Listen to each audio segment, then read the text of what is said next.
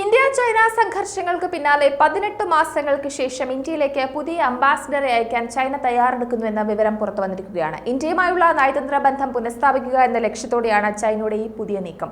18 മാസത്തെ ഇടവേളയ്ക്ക് ശേഷമാണ് ഇന്ത്യയിലേക്ക് ഒരു പുതിയ അംബാസിഡറെ അയക്കാൻ ചൈന തയ്യാറെടുക്കുന്നത്. അതിനു പിന്നിൽ കൃത്യമായ കണക്കുകൂട്ടലുകളുണ്ട്. ജൂൺ ആദ്യം അല്ലെങ്കിൽ മെയ് പകുതിയോടെ പുതിയ അംബാസിഡർ സ്ഥാനം ഏറ്റെടുക്കുമെന്നാണ് വിവരം ലഭിക്കുന്നത്. മുതിർന്ന ചൈനീസ് നയതന്ത്രജ്ഞനായ ഷു ഹെയ്ഹോങ്ങിനെയാണ് അംബാസിഡർ സ്ഥാനത്തേക്ക് ചൈന പരിഗണിക്കുന്നത്. ഇദ്ദേഹം ചൈനീസ് കമ്മ്യൂണിസ്റ്റ് പാർട്ടിയുടെ വിദേശകാര്യ മന്ത്രാലയ കമ്മിറ്റി അംഗമായിട്ടും അതുപോലെ വിദേശകാര്യ സഹമന്ത്രിയായിട്ടും പ്രവർത്തിച്ചിട്ടുണ്ട്. അഫ്ഗാനിലും റൊമാനിയയിലുമൊക്കെ ചൈനയുടെ അംബാസിഡർ ആയിരുന്നു ഇദ്ദേഹം. അപ്പോൾ പുതിയ അംബാസിഡറെ നിയമിക്കുന്നതിലൂടെ പല ലക്ഷ്യങ്ങളും ചൈന മുന്നിൽ കാണുന്നുണ്ട്. അതിർത്തി തർക്കങ്ങളിൽ കലിതുള്ളിയിരിക്കുന്ന ഇന്ത്യയിലേക്ക് അംബാസിഡർ വരുന്നതോടെ ചൈന ലക്ഷ്യമിടുന്നത് പുതിയൊരു പാത തന്നെയാണ്. ഇന്ത്യയുമായുള്ള നയതന്ത്ര ബന്ധം പുനഃസ്ഥാപിക്കുക എന്നൊരൊറ്റ ലക്ഷ്യം ചൈനയ്ക്ക് മുന്നിൽ വലിയ രീതിയിലുണ്ട്. ഇക്കാര്യത്തിൽ ചൈനയുടെയോ ഇന്ത്യയുടെ ഭാഗത്തു നിന്നോ ഇതുവരെ ഔദ്യോഗിക പ്രസ്താവനകളൊന്നും ഉണ്ടായിട്ടില്ല എന്നുള്ളതും എടുത്തു പറയണം. എന്തായാലും ചൈനയുടെ പുതിയ നീക്കം ഇന്ത്യയുമായി ഒരു സൗഹൃദം ഉണ്ടാക്കിയെടുക്കുവാനോ അല്ലെങ്കിൽ പ്രശ്നങ്ങളൊന്നുമില്ല എന്ന ഭാവം സൃഷ്ടിക്കുവാനോ വേണ്ടിയാണ് എന്ന കാര്യത്തിൽ പല ഭാഗത്തു നിന്നും ചർച്ചകൾ ഉയരുന്നുണ്ട്. ഇന്ത്യൻ പ്രദേശത്തേക്ക് കടക്കാനുള്ള ചൈനയുടെ തുടർച്ചയായ ശ്രമങ്ങൾ തന്നെയാണ് ഇക്കണ്ട പ്രശ്നങ്ങൾക്കൊക്കെ കാരണമെന്നതും നമ്മൾ ആദ്യം തന്നെ എടുത്തു പറയണം. ഇന്ത്യയും ചൈനയും തമ്മിലുള്ള അന്താരാഷ്ട്ര അതിർത്തിയിൽ എപ്പോഴും ചൈന തർക്കിക്കുന്നത് അടിസ്ഥാനരഹിതമായ വസ്തുതകൾ നിരത്തിയാണ്. ഇന്ത്യയും ചൈനയും തമ്മിലുള്ള ബന്ധം നാൾക്കുനാൾ വഷളായിക്കൊണ്ടിരിക്കുന്ന ഒരു കാഴ്ചയാണ് നമ്മൾ കാണുന്നത്. ഹിമാലയൻ മേഖലയിലെ തങ്ങളുടെ തർക്ക അതിർത്തിയിൽ ഇരു ലോകശക്തികളും പരസ്പരം ഏറ്റുമുട്ടുന്നു എന്നുള്ളതാണ് യാഥാർത്ഥ്യം. ചൈനയുമായിട്ട് ഒരു ബന്ധവും വേണ്ട എന്ന നിലപാടിലേക്കാണ് ഇന്ത്യ ഓരോ ദിവസവും നടന്നെടുക്കുന്നത്. കാരണം അത്രത്തോളം പ്രകോപനങ്ങളും അനധികൃത കയ്യേറ്റങ്ങളും ഒക്കെയാണ് ചൈന ഉണ്ടാക്കി വെക്കുന്നത്. നമുക്കറിയാം 3440 കിലോമീറ്റർ ദൈർഘ്യമുള്ള ഒരു തർക്ക അതിർത്തിയാണ് ഈ പ്രശ്നങ്ങളുടെ ഒക്കെ മൂല കാരണം. യഥാർത്ഥ നിയന്ത്രണ രേഖ എന്നറിയപ്പെടുന്ന അതിർത്തിയിൽ അടിസ്ഥാന സൗകര്യങ്ങൾ ഒരുക്കാൻ ഇരു രാജ്യങ്ങളും മത്സരിക്കുന്നുവെന്നാണ് പറയപ്പെടുന്നത്. സൈനിക തലത്തിലുള്ള ചർച്ചകൾക്കിടയിലും സംഘർഷം തുടരുകയാണ്. ഇരു രാജ്യങ്ങൾക്കും നഷ്ടപ്പെടാൻ ഏറെയുള്ളതിനാൽ ചർച്ചകൾ മാത്രമാണ് മുന്നോട്ടുള്ള പോംവഴി എന്നാണ് നിരീക്ഷകർ പറയുന്നത്.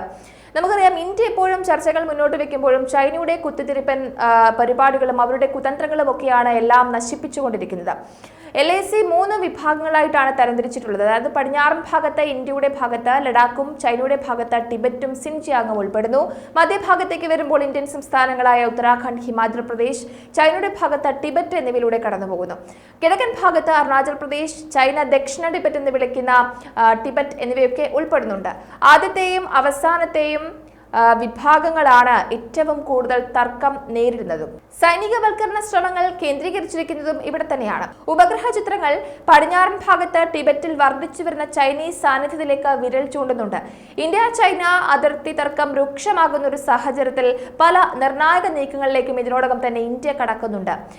ഇന്ത്യയും ചൈനയും തമ്മിലുള്ള അതിർത്തി തർക്കം പരിഹരിക്കണമെന്ന് നേരത്തെ ഇന്ത്യൻ പ്രധാനമന്ത്രി നരേന്ദ്രമോദി പറഞ്ഞിരുന്നു. എന്നാൽ ചൈന കുതന്ത്രങ്ങൾ മെനയുന്ന തിരക്കിലാണ് എന്നതാണ് യാഥാർത്ഥ്യം. ഇന്ത്യയുടെയും ചൈനയുടെയും തർക്കം പരിഹരിക്കേണ്ടത് ഇന്ത്യക്ക് വേണ്ടിയോ ചൈനയ്ക്ക് വേണ്ടിയോ മാത്രമല്ല, മറിച്ച് ലോകത്തിന് വേണ്ടി കൂടിയാണെന്നാണ് ഇന്ത്യൻ പ്രധാനമന്ത്രി പറഞ്ഞത്. ഇന്ത്യയും ചൈനയും തമ്മിലുള്ള ധാരാളം പ്രശ്നങ്ങളിൽ എല്ലാത്തിനും പരിഹാരം കാണാൻ സാധിക്കുമോ എന്ന സംശയവും ഇവിടെ ഉയരുന്നുണ്ട്. കാരണം ചൈനയുടെ പ്രവർത്തികൾ അത്രത്തോളം നിഷേധാത്മകമായ രീതിയിലാണ്. അതിർത്തിയിലെ നദികൾ, തടാകങ്ങൾ, മഞ്ഞുമലകൾ ഇതെല്ലാം തർക്കത്തിന് ആക്കം കൂട്ടിക്കൊണ്ടിരിക്കുകയാണ്. നിലവിൽ അതിർത്തി തർക്കത്തിൽ തെറ്റായ വിവരങ്ങൾ പ്രചരിപ്പിച്ചും അതുപോലെ പ്രചരണങ്ങളൊക്കെ നടത്തിയും ചൈന ഇന്ത്യയുമായിട്ട് ഒരു ഗ്രേ സോൺ യുദ്ധത്തിൽ ഏർപ്പെടുകയാണെന്നും പറയുന്നുണ്ട്. നമുക്കറിയാം, അരുണാചൽ പ്രദേശിൽ തന്നെ ചൈന അവകാശവാദങ്ങൾ ഉന്നയിച്ചുകൊണ്ട് അനാവശ്യ പ്രശ്നങ്ങളാണ് ഉന്നയിച്ചുകൊണ്ടിരിക്കുന്നത്.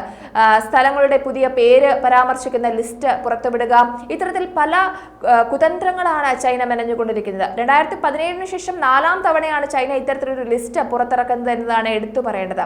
ചൈനയുടെ സിവിൽ അഫയേഴ്സ് മന്ത്രാലയം പുറത്തുവിട്ട പട്ടികയിൽ അരുണാചൽ പ്രദേശിലെ 30 സ്ഥലങ്ങളുടെയും സൈറ്റുകളുടെയും ഒക്കെയാണ് പേരുകൾ രേഖപ്പെടുത്തിയിരിക്കുന്നത്.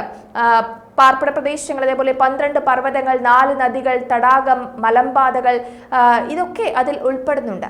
എന്തായാലും ചൈനയോട് ഇന്ത്യ ഒരു സന്ധി നടത്തുമോ അല്ലെങ്കിൽ ചൈനയോട് ഇന്ത്യ ഇത്തരത്തിലൊരു സൗഹാർദ്ദപരമായ ബന്ധത്തിലേക്ക് പോകുമോ എന്നത് ശരിക്കും സംശയത്തിൽ തന്നെയാണ്. കാരണം ചൈനയുടെ നീക്കങ്ങൾ അത്രത്തോളം ഞെട്ടിപ്പിക്കുന്നതാണ്. അല്ലെങ്കിൽ പ്രതീക്ഷിക്കാത്ത രീതിയിലാണ് ചൈനയുടെ കയ്യേറ്റങ്ങളും കടന്നുകയറ്റങ്ങളും ഒക്കെ ഉണ്ടാകുന്നത്.